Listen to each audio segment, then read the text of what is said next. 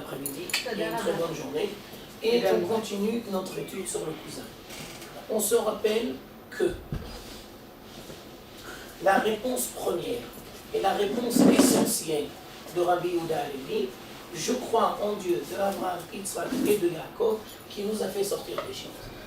Alors, bien entendu, le roi est dans l'incapacité de comprendre qu'est-ce que ça veut dire cette réponse. D'accord? Alors, je vais essayer de donner différentes explications. Première explication. Peut-être je l'ai dit la semaine dernière, mais c'est pas grave, ça nous permettra de reprendre et de répéter. Quand le roi a été voir le représentant du christianisme ou le représentant de l'islam, ils l'ont aujourd'hui, je crois en Dieu qui a créé le monde. Alors, quand Rabbi Yehuda Halevi dit « Je crois au Dieu qui nous a fait sortir d'Égypte », en fin de compte, il voulait dire « Et moi, je ne voulais pas dire « Je crois au Dieu qui a créé le monde ». Pourquoi? Alors, on explique. La création du monde est un phénomène où l'homme n'était pas présent. Ça ne peut pas être la base du judaïsme. Parce que ça voudrait dire que l'homme n'a aucun rôle à jouer. Parce que la création du monde ne touche pas directement l'homme. Quand Dieu a créé le monde, l'homme n'était pas là. Ça ne peut pas être un fondement du judaïsme. Et donc je vous donne une illustration de ce que je viens de dire. Il y a un seul chapitre dans la Torah qui va se consacrer à la création du monde. Ça ne veut pas dire que la création du monde n'est pas importante, mais ce n'est pas le principe fondamental. Par contre, quand tu dis la sortie d'Égypte, eh bien toi tu as été témoin, et toi tu l'as vécu dans ta chair. Et donc toi tu peux témoigner. J'ai vu l'apparition de Dieu en Égypte. Et donc, forcément, la sortie d'Égypte, c'est beaucoup plus fort, c'est beaucoup plus prenant, c'est beaucoup plus engageant que la création du monde.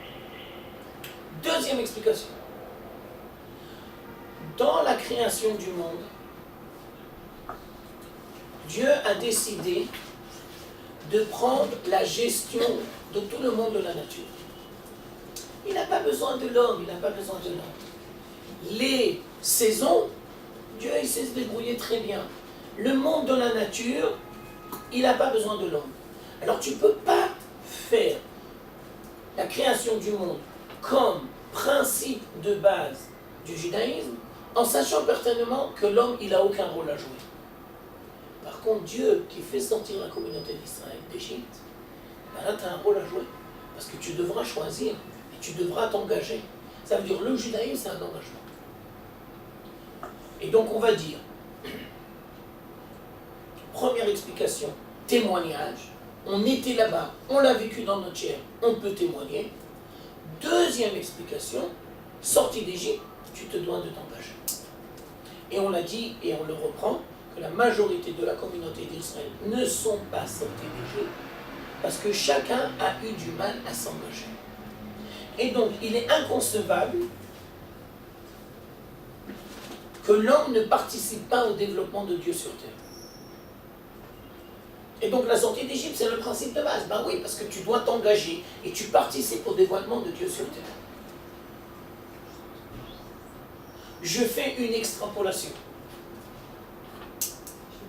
Si Dieu nous a fait sortir d'Égypte et qu'on a dû choisir, ça veut dire qu'on doit prendre en main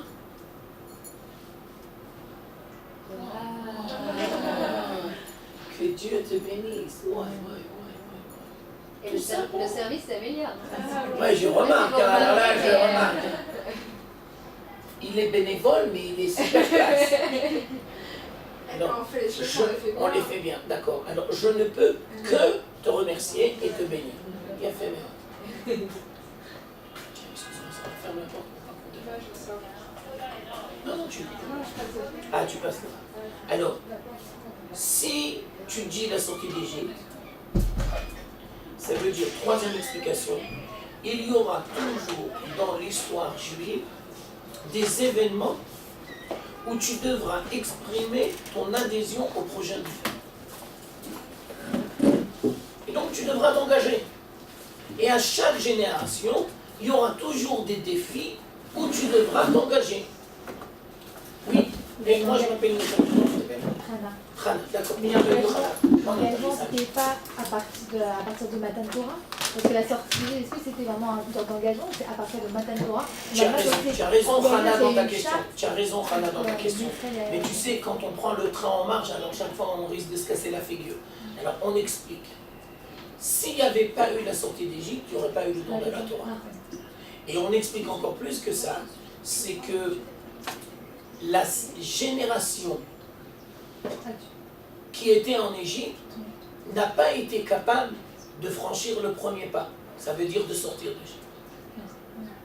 Donc tout commence par la sortie d'Égypte. On continue, quatrième dimension, pourquoi la sortie d'Égypte? J'imagine que tout ce que je suis en train de dire, c'est une récapitulation de ce que j'ai fait la semaine dernière, mais c'est pas grave parce que c'est très important. Et en plus, ça permet à Khana de prendre le train en marche, donc c'est bien. Ah d'accord, ok. Quatrième explication. La Torah n'a pas été donnée à des individus pour l'individu. La Torah a été donnée grâce à la collectivité et pour la collectivité.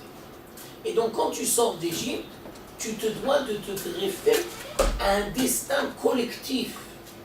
Et donc l'identité juive, ça passe forcément par un destin collectif. Ça veut dire, je vais vous dire la chose sous une autre forme. Je voudrais être croyant. Réponse, greffe-toi à la communauté d'Israël. Je voudrais avoir une relation avec Dieu sans passer par la communauté d'Israël. C'est impossible. Ça n'existe pas. Tu sors d'Égypte, tu te greffes à la collectivité. Et donc après, tu peux avoir accès au don de la Torah. La Torah n'a pas été donnée à un individu pour l'individu. La Torah a été donnée à une collectivité. Je vous rappelle que l'épanouissement de la communauté d'Israël passe forcément par la collectivité. Nous sommes appelés à vivre tous ensemble. Nous sommes appelés à créer notre société tous ensemble et à la gérer de manière autonome. Nous sommes appelés à mettre un roi à la place qui va gérer la société. Je continue dans mon analyse. Le Beth Amikdash, il ne sera pas pour les Ashkenazim et les Sfaradim et les Thémanim. Le Beth Amikdash, il sera pour toute la communauté d'Israël. Et donc quand on parle de la dimension divine, on passe forcément par la communauté. Ça ne peut pas et ça ne doit pas se faire à titre individuel. Et on va dire que le grand danger, c'est que tu te coupes de la communauté d'Israël. Ah, ça n'a pas marché. Il faut tout recommencer. Je savais que tu es irremplaçable. Mais maintenant, j'en ai encore plus la preuve. On est témoins. On est témoins que tu es irremplaçable. Bah alors, allez, quoi, il faut tout que j'en prenne. Mot par mot. Bon, bah je vais prendre tes notes. Hein, excuse-moi. Le grand danger, c'est que tu te coupes de la communauté d'Israël. Le grand danger, c'est que tu crois que tu peux avoir une relation avec Dieu sans adhérer à la communauté d'Israël. Je vais le dire de manière crue. Tu veux avoir Ahavat Hashem, mais tu n'as pas Ahavat Israël. Il se greffer à la communauté. Ça, c'est pas possible. Si tu veux avoir Ahavat Hashem, tu dois forcément avoir Ahavat Israël. C'est quoi Ahavat Israël? Ahavat Israël, c'est l'amour de la communauté d'Israël. L'amour et le respect de chaque juif. Tu dois être capable de voir toujours dans un juif le point commun qu'il est avec toi. Tu ne dois jamais voir dans un premier temps en quoi il est différent. Il est gauchiste, il est orthodoxe, il est religieux, il est laïque. Non, tout ça c'est secondaire. Tu dois être capable de voir dans un premier temps, il est juif. Point à la ligne. Ça ne veut pas dire que tu vas tout légitimiser, mais tu comprends qu'à la base, on vient tous de la même essence.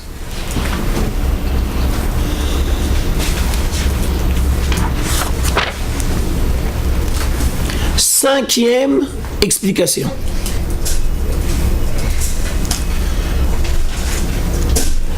puisque à la création du monde, personne n'y a été, la création du monde, c'est, si vous voulez, une proclamation. Ouais. Alors que la sortie d'Égypte, c'est un vécu.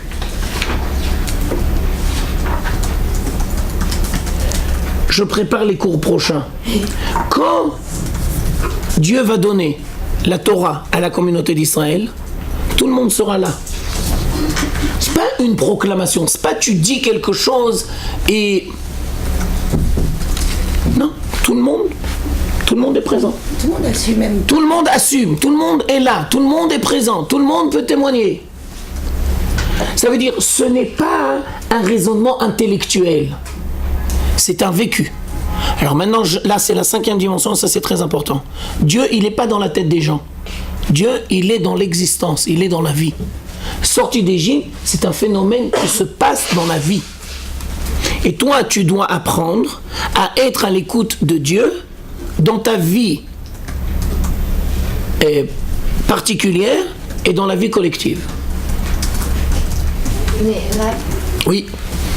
pour accepter que, parce que ce que vous dites, qu'on était tous là, qu'il y avait des témoins, tout ça, en vrai, moi personnellement, je me rappelle pas en tout cas. Il a fait merde, c'est une très bonne question. Il faut accepter quand même qu'il y a un Dieu créateur de tout Il a ça fait merde. pour pouvoir accepter. Très bonne question. Sortir d'Égypte. C'est la suite. C'est la suite. Parce que c'est ce qu'il doit lui dire. C'est la suite. D'accord? Alors ça, c'est dans un premier temps. Et donc, je termine. Le judaïsme, ce n'est pas une proclamation. Le judaïsme, c'est un dévoilement. Dieu se dévoile dans la sortie d'Égypte, ensuite au don de la Torah. Et si vous voulez, je vous donne une illustration avant que l'on continue. L'apothéose, c'est le dévoilement de Dieu sur terre dans le Beth Amikdash. Il y a une présence divine, elle est là.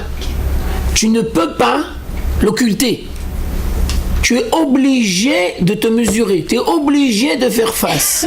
C'est pas maintenant un raisonnement intellectuel et tu dis, bon alors d'accord, peut-être j'arrive à la conclusion que... Pas du tout. La communauté d'Israël, c'est Dieu qui se dévoile au sein de la communauté d'Israël. Le processus, il commence avec la sortie d'Égypte. L'apothéose du processus, c'est la création du Beth Amikdash et le dévoilement de Dieu sur terre à travers la communauté d'Israël. Je vous donne une image et c'est une image très profonde et très belle. Aller au Beth Amikdash, c'est comme rentrer dans un magasin de parfums. Pourquoi? Première explication. Le parfum, il te colle à la peau. Deuxième explication, le parfum, tu ne peux pas le toucher. Tu ne vas pas dire, le parfum n'existe pas. Mais pas du tout, je le prends avec moi, je sors avec le parfum. Mais d'un autre côté, tu ne peux pas le toucher. Le Beth Amikdash, c'est s'imprégner de la présence divine. C'est comme rentrer dans un magasin de parfums. Tu ne peux pas l'occulter, il se colle à ta peau. Mais d'un autre côté, je tiens aussi à dire que quand tu rentres dans un magasin de parfums, après tout doucement, il va s'évaporer. Ça veut dire, s'il y a eu une présence divine et que toi tu t'en es imprégné, mais que tu vas rien faire avec, c'est ton libre arbitre, c'est ton choix. Tu as pris le parfum et tu l'as laissé s'évaporer. Mais une chose est sûre, quand tu rentres dans le magasin, avant le magasin de parfum et après le magasin de parfum, c'est pas pareil. Il y a un dévoilement, il y a une présence divine. Non. Ça, c'est le Beth Amikdash. Et ce processus-là, il commence avec la sortie d'Égypte. Alors maintenant, on continue notre analyse. Rabbi Yehuda Halevi va nous proposer des paraboles. Et il va les inventer de toutes pièces. Ça veut dire, il y a des meshalim, il y a des paraboles qui sont chez les chachamim. Mais lui, il va créer de toutes pièces des paraboles. Alors d'abord, on explique pourquoi il ressent le besoin de paraboles. Alors on va donner deux explications. Première explication, parabole. Quand tu es dans un livre, c'est toujours plus agréable de découvrir des idées profonde à travers une parabole. Et donc, on va utiliser un outil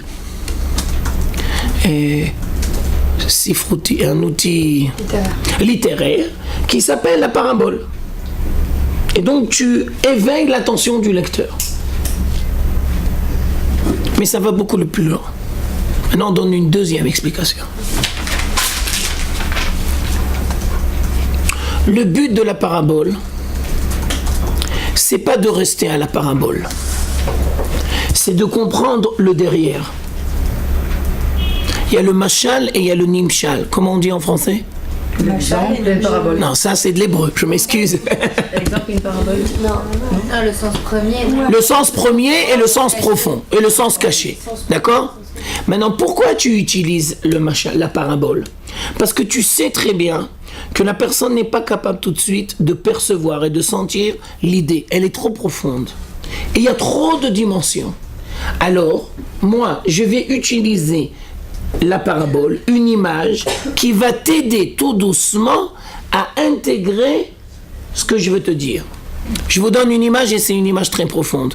Tu veux apprendre à quelqu'un à nager, tu ne vas pas le jeter tout de suite. Et d'un autre côté, tu vas lui donner une bouée de sauvetage. Et quand il aura la bouée, tu vas le mettre dans l'eau profonde. Et ton but dans un premier temps, c'est pas uniquement de lui apprendre à nager. Pourquoi tu vas le mettre dans l'eau profonde? Pour pas qu'il ait peur.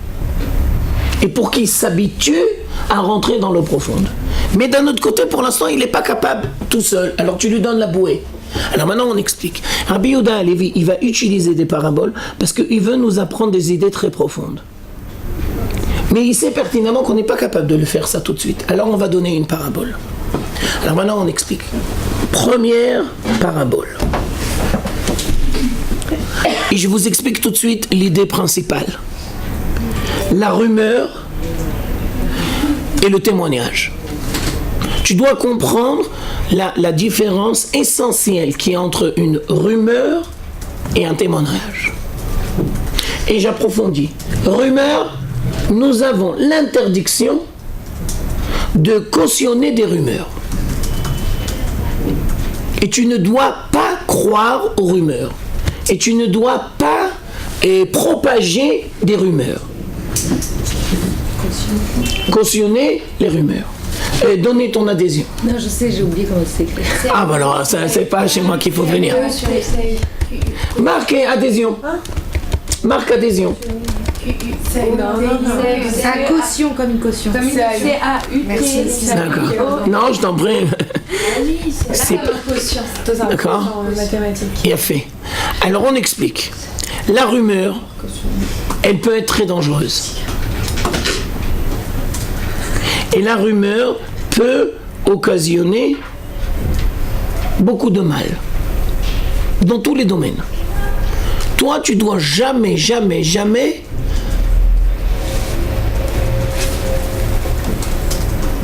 propager des rumeurs. Tu dois apprendre à te la boucler. Oui. Et tu dois pas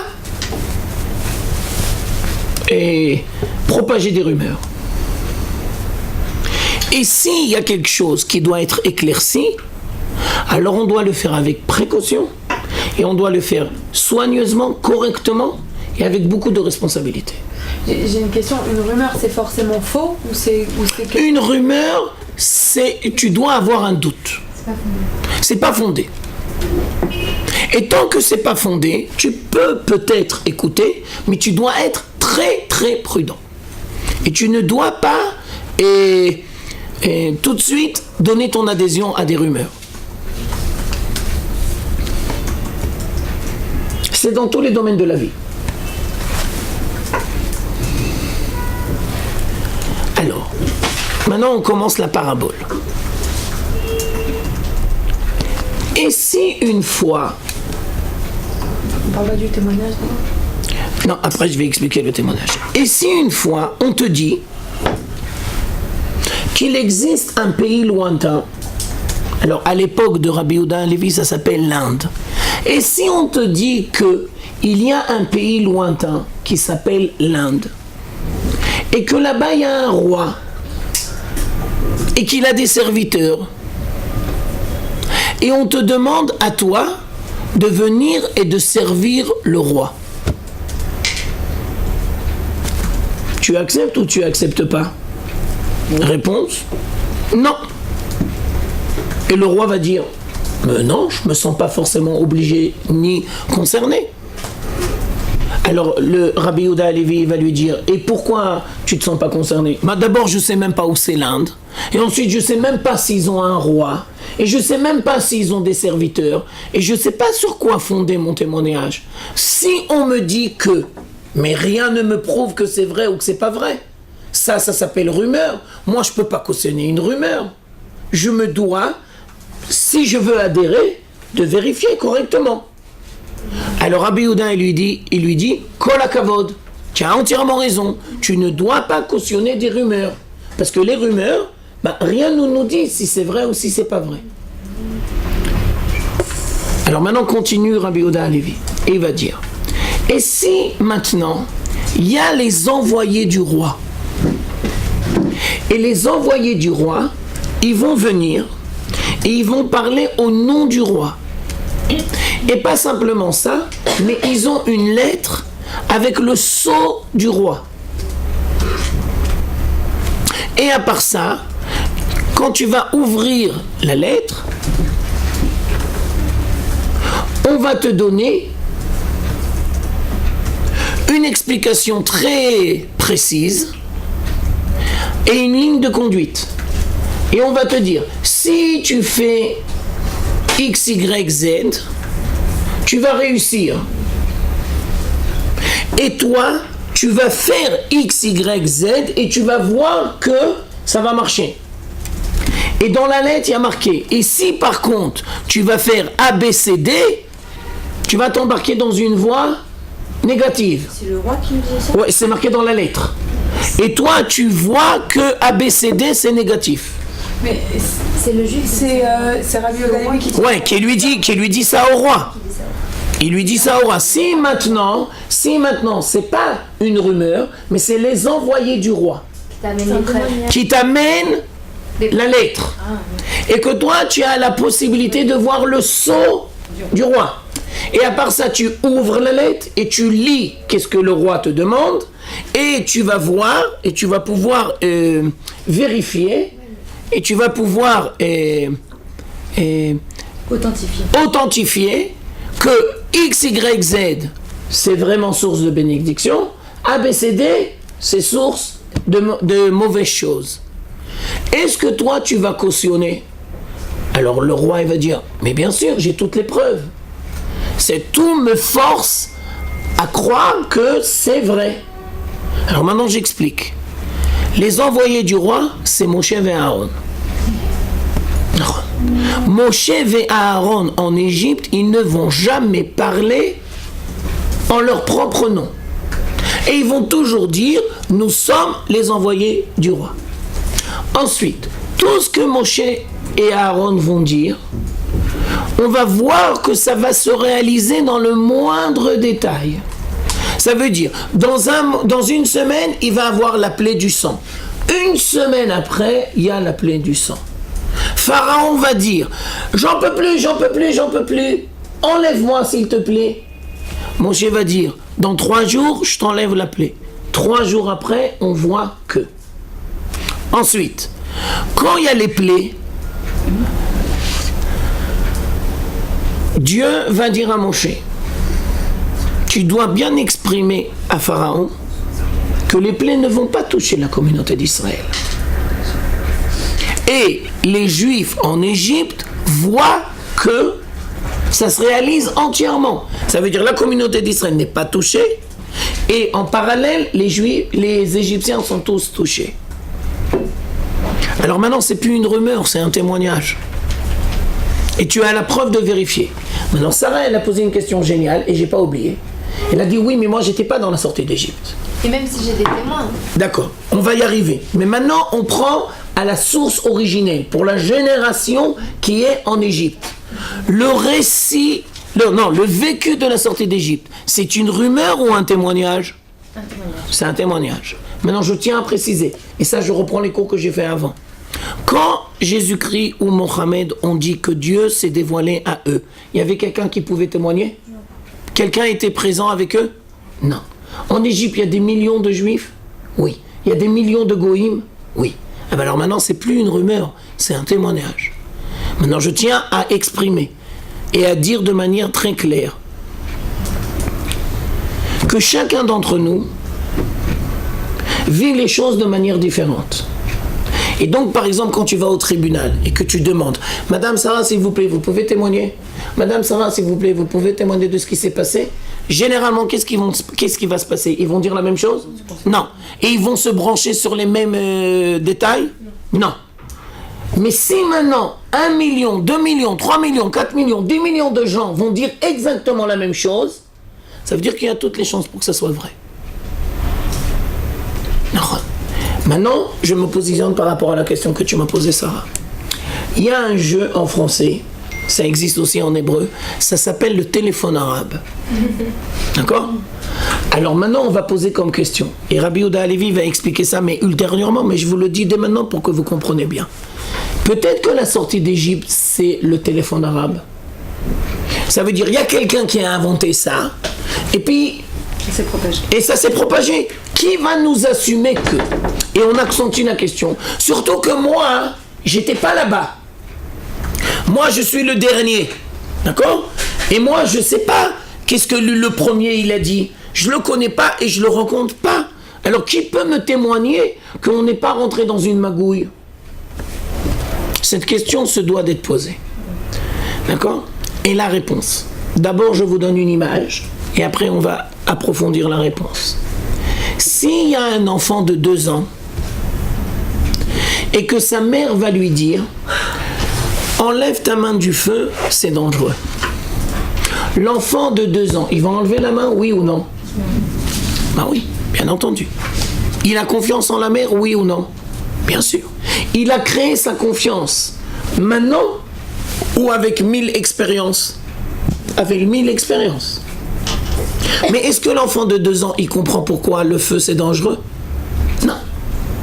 Mais il a confiance. Il a confiance dans la mère qu'elle veut son bien. Et jamais il a eu une expérience négative qui va peut-être créer chez lui un doute que sa mère veut du bien. Alors nous on dit, nous, par rapport à la génération de la sortie d'Égypte, on est comme un enfant par rapport à une mère de 2 ans. Nous, on est un enfant de 2 ans et eux, c'est la mère. Et on accentue notre réflexion. Tous les Juifs qui vont raconter la sortie d'Égypte, ils vont raconter la même chose, oui ou non? Oui. Est-ce qu'ils vont tous faire Pessah à la même date? Oui. Oui. Est-ce qu'ils vont tous raconter la même chose? Ça veut dire, si tu prends maintenant des Haggadot, chez les Ashkenazim, chez les Sfaradim, chez les Thémanim, est-ce que c'est le même récit? Oui. Est-ce qu'il y a des périodes dans l'histoire de la communauté d'Israël où on ne sait pas comment la sortie d'Égypte s'est transmise? On a un blackout. Ça existe, ça? Non. Il y a une suite dans les événements qui fait que la communauté d'Israël et le téléphone arabe, il n'y a aucun rapport. Tu prends des Haggadot qui racontent le récit de la sortie d'Égypte, bah tu verras que c'est tous les mêmes. Et je vais plus loin dans mon analyse. Tu prends le Sefer Torah. Le Sefer Torah chez les Ashkenazim, chez les Sfaradim, chez les Thémanim, c'est tous le même? Ouais. Et ils se sont rencontrés des fois? Non. Le couscous, il connaît le gefilte fish? Non. Je crois pas. Non. Ça veut dire maintenant qu'on revient tous en Eretz Israël, alors le couscous il peut rencontrer le gefilte fish, pas dans la même assiette parce que c'est pas très bon, mais n'empêche qu'ils peuvent se rencontrer, d'accord? Mais tant qu'on était en exil, le couscous il savait même pas que le gefilte fish il existait. Et le gefilte fish il était même pas, il avait même pas dans la tête les boulettes, il sait même pas qu'est-ce que c'est que les boulettes, il connaît pas les boulettes, d'accord? Mais n'empêche que la sortie d'Égypte, on le fait tous à la même date, oui. Et on raconte tous la même chose, oui. Et il n'y a pas de période où c'est le flou, où on ne sait pas. Je vous donne en parallèle une image pour que vous compreniez. Moi-même, je ne sais pas très bien, mais je sais que c'est comme ça. Le calendrier Goy, ça s'appelle le calendrier grégorien, d'accord? Aujourd'hui, ça tourne sur des roulettes, d'accord? Ça a toujours été comme ça? Non. Ils ont changé 1000 fois? Oui. Ils ont fait des erreurs dans le calendrier et après ils ont rectifié le tir? Oui. Pas dans le judaïsme.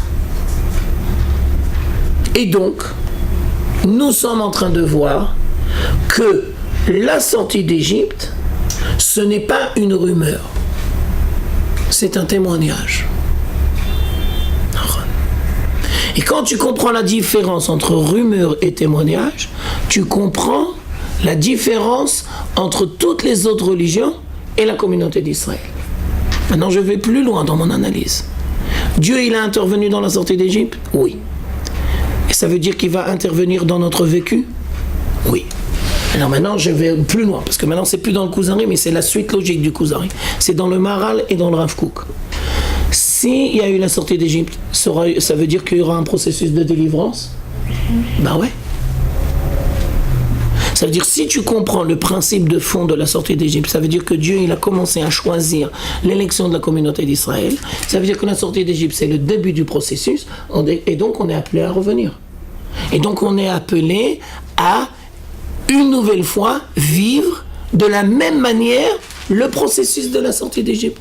Et une nouvelle fois, tu devras t'engager. Et une nouvelle fois, tu devras faire des choix. Et une nouvelle fois, tu ne pourras pas rester spectateur. Tu devras apprendre à être acteur.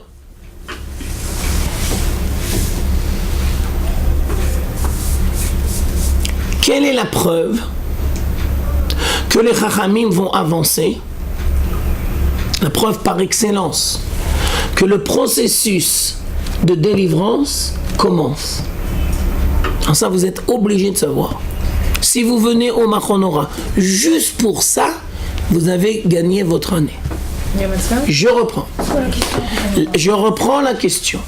Quelle est la preuve par excellence que les Chachamim vont avancer, que le processus de délivrance est entamé?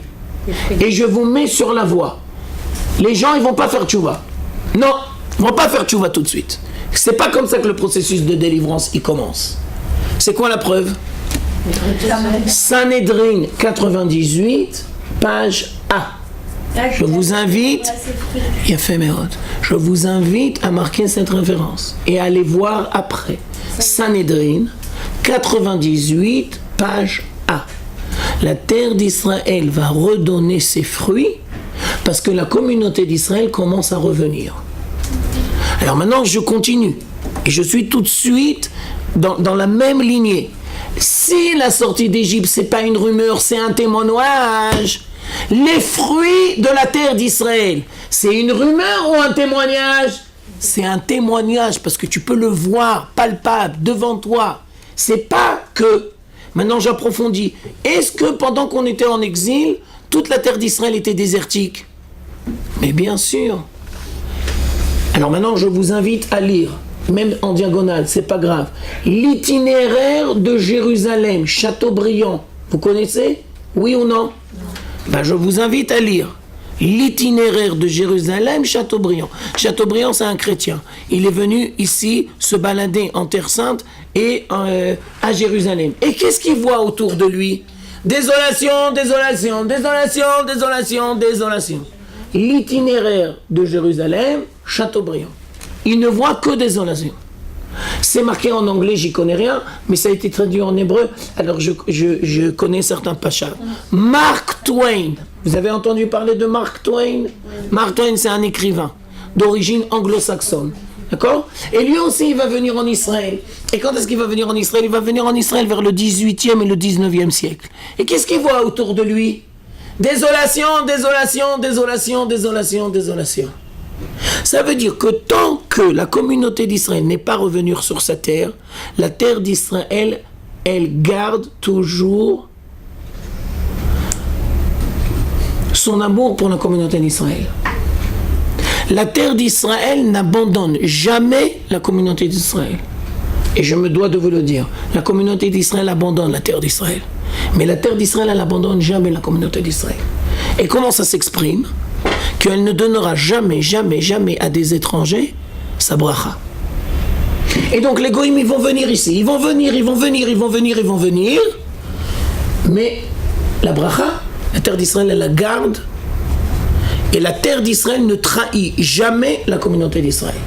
La communauté d'Israël trahit la terre d'Israël, ça c'est vrai, mais pas la terre d'Israël. Et le Nachmanide, dans son commentaire sur la Torah, il dit ça de manière textuelle. Alors, je vous ramène les sources. Il y a dans la Torah 2 grandes parachiotes où il y a des malédictions. À la fin du Chumash Vaikra, dans la paracha de Bechukotai. Et une nouvelle fois dans le livre de Dvarim, Kitavo. Alors maintenant tu prends la paracha de Bechukotai. Et là-bas il y a marqué, la terre d'Israël sera détruite et sera complètement dévastée. Nachmanide va dire, ce verset-là, c'est une très grande bénédiction. Attends, mais c'est pas comment tu peux dire une chose pareille? Je tiens à préciser que les versets d'avant, on est déjà parti en exil. Maman, personne ne la voudra. Non, tout le monde la voudra, mais elle ne donnera jamais sa bénédiction aux autres.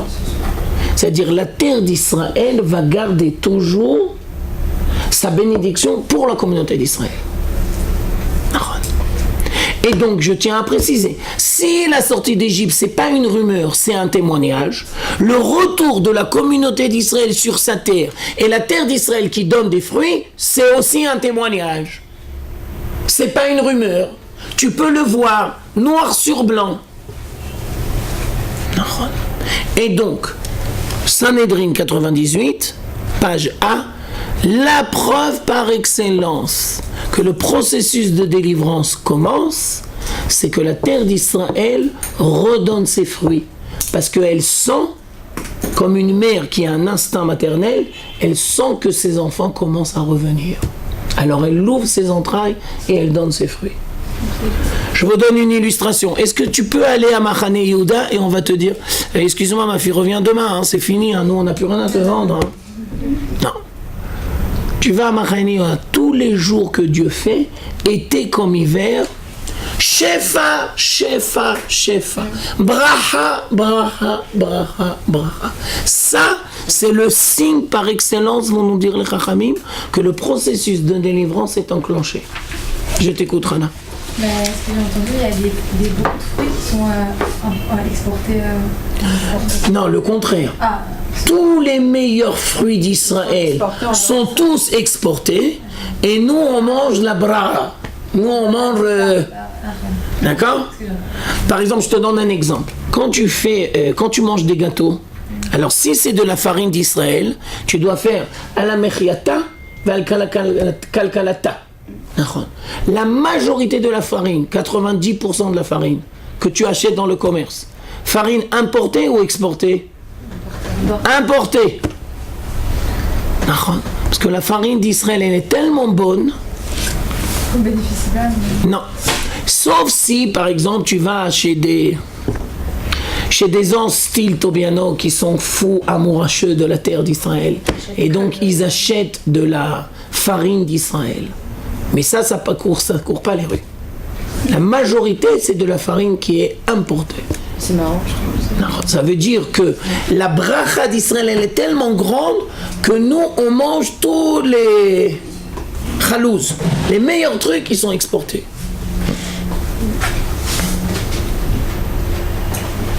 Alors on reprend la parabole et l'explication de la parabole. Si on te dit que est-ce que tu vas apporter ta caution? Réponse non, parce que c'est une rumeur. Et moi, je ne dois pas cautionner des rumeurs. Je m'excuse, je suis un peu fatigué. Baruch atah Adonai, Eloheinu melech haolam, she'akol nהיה bidvaro. Vous savez que malheureusement, ça arrive que chez les religieux, les rumeurs vont train. Alors, les rumeurs, non merci. Ça cavale, il y en a beaucoup. Par contre, témoignage. Et donc, pourquoi Rabbi Yehuda Halevi, il amène cette parabole-là avec le roi de l'Inde si on dit que... Parce qu'en fin de compte, il veut expliquer la différence qu'il a dit précédemment, que la sortie d'Égypte, ce n'est pas une rumeur, c'est un témoignage. On était tous là-bas et on est tous vécus. Je me permets de vous dire que quand la prophétie réapparaîtra, eh ben, les prophètes, ils vont réécrire la Bible. Mais ils ne vont pas prendre la Bible. Quand la prophétie reviendra, ils vont réécrire la Bible. Mais ils ne vont pas réécrire où on s'est arrêté. Ils vont commencer dans les années 1800, 1870. Ils vont te dire, tu vois, ça c'est Dieu, ça c'est l'intervention divine, ça tu vois. Et le grand défi, c'est est-ce que toi tu as su lire correctement les événements historiques que Dieu a fait dans l'histoire? Et tu vois, déclaration Balfour. Dieu il va dire, moi j'étais là-bas, déclaration Balfour. C'est moi qui ai fait que. Mais est-ce que toi tu as été capable de voir les événements? La création de l'État d'Israël, mais moi j'étais là-bas. Mais bien sûr. Ça veut dire, c'est quoi la prophétie? La prophétie, c'est lire l'aventure de la communauté d'Israël avec un regard divin. Non. Alors, quand Rabbi Yehuda Halevi va nous apprendre la sortie d'Égypte, c'est le base du judaïsme, ça veut dire quoi? Tu dois apprendre à relire les événements humains historiques avec un regard biblique. Alors maintenant, faites attention parce que c'est une question piège. C'est un peu renversant ce que je vais dire, mais c'est pas grave, vous avez l'habitude. Quel est le rapport entre le monde laïque et le monde orthodoxe passionniste? Mais il n'y a aucun rapport. Tu ne peux pas nous dire un truc pareil. Il n'y a aucun rapport entre le monde laïque qui n'est pas religieux et le monde orthodoxe qui est passionniste. Réponse! Les deux sont incapables de voir la dimension divine des événements humains qui se passent dans notre vécu. Si tu vas voir les gens laïcs et tu leur dis c'est qui a créé l'État d'Israël, qu'est-ce qu'ils vont te dire? C'est nous, c'est nous, c'est nous, c'est nous. Et le bon Dieu, le bon Dieu on s'en fout, on lui a pas demandé son avis. En plus nous on a fait la création de l'État d'Israël le vendredi, tous les religieux ils sont dans la douche en train de se préparer pour Shabbat, on n'a pas besoin du bon Dieu nous. On se débrouille très bien sans le bon Dieu. Maintenant le bas blesse. Et tu vas voir les gens orthodoxes passionnistes et tu leur dis c'est qui a créé l'État d'Israël? Le bon Dieu, il y était ou il y était pas? Si le mec il va dire le bon Dieu, il y est pas, c'est presque du blasphème. Et si tu vas dire c'est le Satan, c'est le Satan. C'est ça, ouais. Il semblerait que tu n'as pas lu le livre de Job, parce que tu oublies que le Satan, qui l'envoie?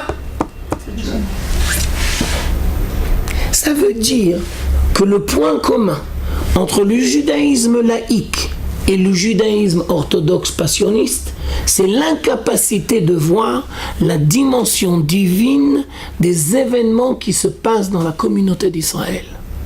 C'est comme si tu leur dis, c'est qui nous a fait sortir d'Égypte? Alors maintenant faites attention, c'est une question piège. Les laïcs, qu'est-ce qu'ils vont dire? C'est nous. C'est Moshe. Oui. Non, ça c'est les religieux. Qu'est-ce qu'ils vont dire les laïcs? Pharaon. C'est Pharaon qui a donné l'autorisation. Et si tu vas voir les religieux orthodoxes passionnistes, qu'est-ce qu'ils vont dire? C'est Moshe qui nous a fait sortir.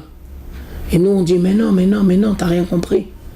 C'est Dieu qui intervient à travers l'intermédiaire de Pharaon et de Moshe. Et si tu comprends la sortie d'Égypte, eh ben tu comprends le processus de retour de la communauté d'Israël sur sa terre, parce que c'est exactement le même processus. Ça veut dire, il y a un événement historique avec une dimension humaine et avec une dimension divine. Alors toi tu peux dire ouais mais Tobiano c'est sympa mais c'est de la fabulation ce que tu dis, tu fais de la démagogie. Sanhedrin 98, la terre d'Israël redonne ses fruits, ça veut dire que le processus de délivrance commence. C'est pas de la fabulation, c'est Dieu qui agence le processus. Et donc toi tu dois être capable d'avoir une vision, une lecture divine des événements historiques de la communauté d'Israël. La preuve, c'est que la terre d'Israël va redonner ses fruits. Ne vois pas les pionniers, ne vois pas uniquement les pionniers qui vont assécher la terre et les marécages et qui vont redonner les fruits. Comprends que derrière leur initiative, il y a une dimension divine. Je vais vous dire la même chose sous une autre forme. Alors ça, il faut connaître un peu l'hébreu pour comprendre. Quand tu manges du pain, c'est quoi la bracha? Amotzi? Alors normalement, quand tu es en kita bet et en kita gimel, tu poses toujours à ton prof la question. Pourquoi il fait ça? Pourquoi il y a marqué Amotzi? Et qu'est-ce qu'il aurait dû marquer? On fait sortir. Amotzi? Ouais, du blé. Il y a fait méot, c'est-à-dire Amotzi, comment on dit le blé? Non, Kemar c'est la farine. Amotzi chita min haaretz. Pourquoi les Chachamim, vous nous avez donné une bracha où on va dire Amotzi lechem min haaretz? Non, on devrait dire Amotzi chita. Réponse, quand tu fais une bracha, tu viens expliquer à toi-même qu'il y a une part, une dimension divine, mais aussi en parallèle une dimension humaine. Amotzi, c'est la part de Dieu. Lechem, c'est la part de l'homme. Ça va ensemble. Ça, c'est la vision juive des choses. Amotzi, c'est la contribution divine. Lechem, c'est la contribution humaine. Amotzi lechem min haaretz. Ça veut dire que la vision juive, c'est être capable de vivre dans un vécu quotidien une dimension divine. Et toi, tu es collaborateur. Toi, tu participes. Et comme tu es en Égypte et Dieu, il va faire les 10 plaies, mais après tu dois sortir d'Égypte, la même chose. Amotzi, c'est la part de Dieu. Lechem, c'est la part de l'homme. C'est ça qu'on voulait expliquer aujourd'hui. Et donc, c'est pas une rumeur, c'est un témoignage. Et donc, tu dois prendre tes responsabilités, et tu dois t'engager, et tu dois participer, et personne ne pourra faire le boulot à ta place. Alors, on l'a toujours dit, et on le redit, la catastrophe de la communauté d'Israël, c'est qu'ils attendent le Mashiach.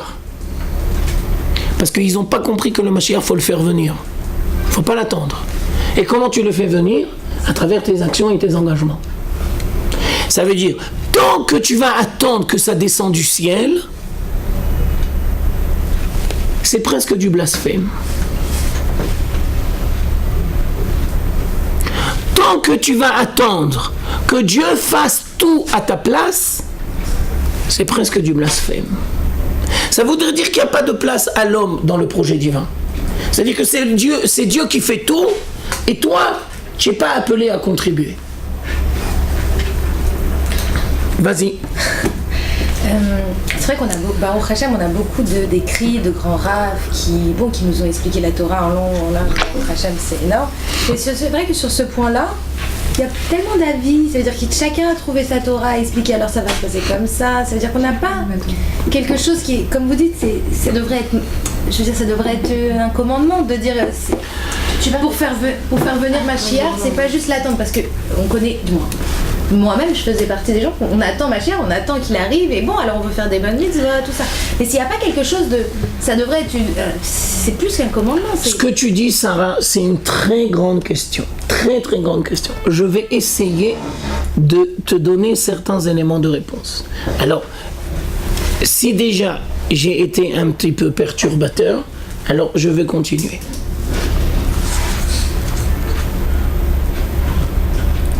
Est-ce que vous croyez que le monde juif croyant, est-ce que vous croyez que le monde juif croyant a une part de responsabilité dans le phénomène que la majorité de la communauté d'Israël, ils abandonnent la Torah? Oui, énorme. Réponse, oui. Non. On ne va pas dire énorme, mais ils ont une grande part. Alors maintenant, on explique et pourquoi. Alors maintenant, je vous donne une explication. Et d'ailleurs, ça reprend les questions qu'on a dit jeudi dernier. Alors maintenant, je vous donne une grille d'analyse. Il faut savoir que malheureusement, avec l'exil, il y a des textes et des écrits qui sont occultés et qui ne sont pas étudiés. Et je vais encore aller plus loin dans mon accusation. Heureusement, c'est pas moi qui le dis, c'est le Rav Kook qui le dit. Donc, si tu passes ton temps à étudier uniquement la Gemara et si tu passes ton temps uniquement à étudier la Halacha, tu risques de te planter grave dans les choix que tu vas faire dans ta vie. Parce que tu dois étudier la Gemara et tu dois étudier la Halakha, mais tu dois étudier les grands penseurs de la communauté d'Israël qui vont te donner les clés comment définir ton identité juive. Je me dois de vous dire que le Kuzari n'est pas étudié, le Kuzari n'est pas enseigné.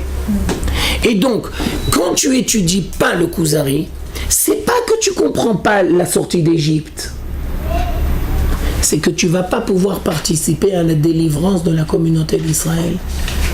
Et que tu vas pas comprendre que la sortie d'Égypte, c'est la première étape d'un processus de délivrance. Il faut que tu aies le Kuzari. Maintenant, je continue. Si c'était que le Kuzari, ça serait pas grave. Le Maharal, est-ce que les Juifs, ils étudient le Maharal? Mais bien sûr que non. Par exemple, on vient de France. Qui a amené en France le Maharal? Eh bien, c'est le professeur Beno Gross et André Neher dans les années 50. Quoi? Et avant, ils étudient pas le Maharal? Mais bien sûr que non. Et quoi? Jusqu'à aujourd'hui, ils étudient pas le Maharal? Mais bien sûr que non. Et donc, quand il y a des livres de pensée, de réflexion, d'approfondissement, des grilles de lecture, d'analyse de l'identité juive que tu connais pas, eh ben, il y a des conséquences graves. Tu peux pas passer uniquement à faire des cours de halakha et de gemara. Maintenant, je sais ce qu'on va me dire. On va me dire, mais oui, mais monsieur Tobiano, c'est bien joli ce que vous dites, mais vous le dites dans un séminaire pour filles. Il faudrait que vous le dites dans une yeshiva. Ben, c'est exactement ce que je dis. Que les filles comprennent la nécessité de réfléchir et d'étudier de manière profonde les textes qu'on le fait. Tu n'as pas besoin de les convaincre, ça, ils comprennent tout seuls. À partir du moment où tu vas leur montrer les textes, ils vont comprendre le besoin. Mais fais-le dans une yeshiva. Ah, là, le bas blesse. Ça veut dire que tant que tu n'auras pas la possibilité de réfléchir de manière approfondie sur des réflexions que les Chachamim nous ont données, tu vas rester toujours avec une vision superficielle des événements. Tu vas voir un juif qui ne pratique pas la Torah et tu vas chilani. Tu risques de faire des erreurs graves. Et donc tu as raison, Sarah, c'est une grande question ce que tu dis. Tu ne peux pas et tu ne dois pas rester avec une lecture enfantine de la Torah. Tu dois grandir dans la Torah. Tu dois approfondir. Tu voulais dire un truc, Rana? On ne dit pas justement Shivim Panim la Torah? Tu as raison, mais Shivim Panim la Torah, ça ne veut pas dire que c'est le désordre et le balagan. Non, c'est qu'on monte la même montagne, sauf qu'il y a plusieurs endroits dans la montagne, on monte le même sommet, mais on a besoin de plusieurs facettes. Je suis d'accord avec toi, mais j'attire ton attention sur deux dimensions. Première dimension,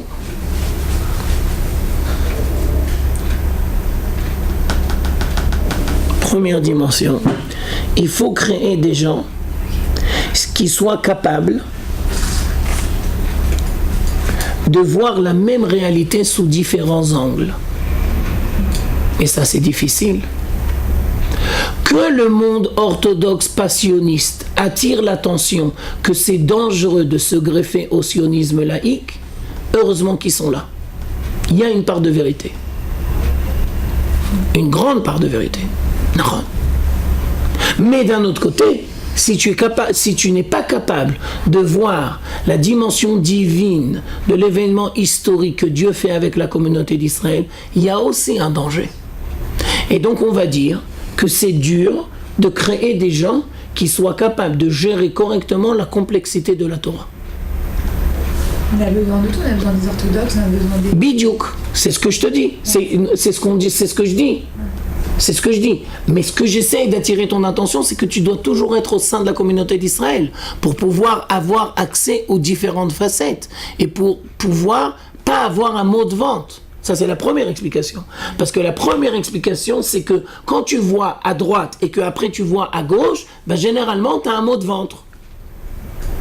Deuxième explication. Pas beaucoup de gens ont l'amour de la vérité à un tel point qu'ils sont prêts à se mesurer avec la complexité de la réflexion.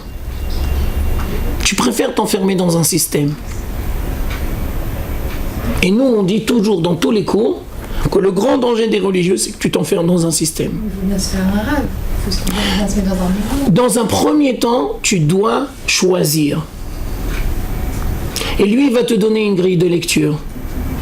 Et après, dans un deuxième temps, tu dois être capable d'enrichir tout.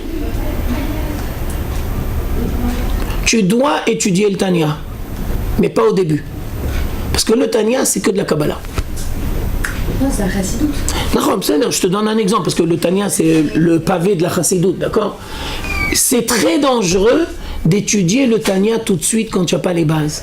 Parce que toutes les références, toutes les sources, tout ce que va dire le Baal Tanya, c'est de la Kabbalah. Bizarrement, moi, c'est ça que quand je suis revenue à la Tchouva, c'est grâce au... Non, parce que tu as raison, parce que... La Kabbalah, en purée, en fait, c'est mâché. Non, je suis d'accord avec toi. Je vais te dire, tu as raison, Hana, mais on va dire aussi que comme on vit dans des temps messianiques, alors là où il y a beaucoup d'obscurité, il faut beaucoup de lumière. Je suis d'accord avec toi, mais tu sais aussi que là où il y a beaucoup de lumière, tu risques d'être aveuglé.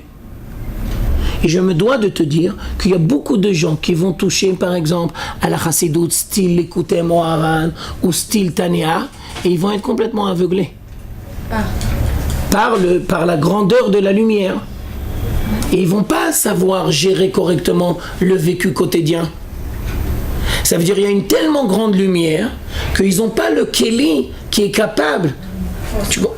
Ça ne veut pas dire qu'il ne faut pas cette grande lumière. On est à la fin des temps. On est avec 2000 ans d'exil. Donc on a besoin de cette lumière. Mais en parallèle, tu dois créer aussi un réceptacle qui est capable. Et comment créer alors avec quel Ça, si tu me demandes mon avis, c'est le rôle du Rav. Et si tu me demandes mon avis, mais ça c'est que mon avis personnel, les gens qui enseignent la Torah, ils doivent avoir une vue très large. Et donc, si tu me demandes mon avis personnel, moi c'est sûr que je suis Rav Kook, bien sûr. Mais d'un autre côté, c'est sûr que je dois connaître le Baal Tanya. Et c'est sûr que je dois connaître l'écouter Moharan. Ah, ça ne veut pas dire que je suis comme un poisson dans l'eau. Mais c'est sûr que je me dois de connaître. Et je vais encore plus loin dans mon analyse. Si tu décides de faire des cours à des gens qui sont dans un processus de tchouva, tu te dois d'avoir une grille d'analyse qui soit... Bien sûr, parce que tu peux pas et tu dois pas enseigner le Rav Kook uniquement. Ce serait une bassesse d'esprit et ce serait un manque de compréhension. Tu crées des gens têtus, bornés. Rav Kook, c'est pas le but. Tu comprends? Donc tu es obligé d'avoir une grille d'analyse générale. Mais n'empêche que c'est dur et que ça court pas les rues. Et je tiens à te dire que le danger des gens qui font tchouva, et c'est le rôle des rabbanim de les aider dans leur processus de tchouva, c'est qu'eux ils recherchent la lumière, mais ils prennent pas le temps de construire le Kéli. Alors après ça casse. Et comment ça s'exprime la cassure? Avec le mariage et l'éducation des enfants. Là-bas il y a la cassure. Parce que lui il a fait tchouva. Et il voudrait que son fils, ça soit le Gaon de Vilna. Que tu aies fait tchouva, qu'on la kavod. Mais tu comprends les étapes. Alors, quand il est avec son épouse, c'est moi détenteur de la Torah, toi les femmes, c'est pas la Torah, moi c'est moi qui fais la Torah. Le bas blesse, mais elle est tzadika, alors elle bouffe de la vache enragée, elle se tait. Mais après, c'est les enfants. Ça marche plus. C'est pas possible. Tu dois reconstruire à la base. Alors, ça, c'est un long travail. Et si les deux, ils sont Baal Tchouva? Si les deux, ils sont Baal Tchouva,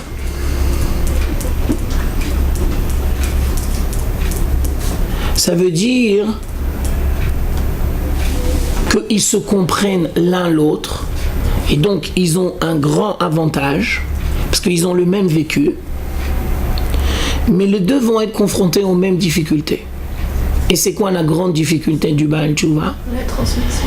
C'est qu'il n'a pas vu comment vivre la Torah de manière harmonieuse. Comme ça, pardon. Il la découvre que dans les bouquins. Il y en a beaucoup aussi qui sont religieux de naissance et qui ont Une Alors- obligation parce que justement ils ont. Alors justement, maintenant c'est toi tu dis maintenant le contraire. Quand tu grandis dans la Torah, ça veut dire de la même manière que les gens qui font tchouva, ils ont un srout extraordinaire et ils ont un atout extraordinaire parce qu'ils ont la lumière. Mais ce qui leur manque c'est le kéli. Les gens qui vont grandir dans une famille religieuse, ils ont le kéli, mais des fois il leur manque la lumière. La lumière, c'est le désir d'avancer, le désir de progresser, c'est la recherche, c'est l'insatisfaction spirituelle permanente. Ça, c'est le Baal Tshuva. Et comment on fait alors si les Baal Tshuva, ils n'ont pas le kéli, qu'il faut quand on commence à venir se marier? Je suis d'accord avec toi. Il y a deux Baal Tshuva et- D'accord. C'est pour ça qu'on est là. Voilà, Sarah l'a dit à ma Ça se construit. Je t'invite, ce n'est qu'une proposition. Le jeudi, ici, après le cours de Paracha, on fait questions-réponses. Oui, c'est une nouvelle interne qu'on Oui, je sais, non, j'ai compris. Et alors, le jeudi, on se balade. Et je peux dire, et je peux témoigner qu'il y a des filles extraordinaires, et on se balade. Et tous les jeudis, c'est une balade extraordinaire. Mais il faut savoir qu'il y a une seule règle, c'est que c'est imprévu. Tu ne peux pas savoir à l'avance les questions. Alors si tu es prêt à te balader sans savoir où tu vas, tu viens le jeudi. Non. Prépare tes questions. Prépare tes questions si tu veux et on est à ta disposition. D'accord? Alors il nous reste 2 minutes, je récapitule le cours d'aujourd'hui. D'accord? Nous avons vu aujourd'hui ensemble une parabole et on a essayé d'expliquer le derrière de la parabole. Et la dimension que l'on voulait expliquer aujourd'hui, c'est que Dieu se dévoile à travers le vécu historique de la communauté d'Israël. Alors je prépare le cours de la semaine prochaine. Alors le roi, il va lui dire, si c'est comme ça, alors moi je ne suis pas concerné, moi, ça concerne que les Juifs. À travers le vécu de la communauté. Et qu'est-ce que va lui dire Rabbi Yehuda Halevi? Bah ouais, t'as raison. Quoi, tu fais pas du missionnarisme? Non. Alors ça, on verra la semaine prochaine. Merci beaucoup, mesdemoiselles.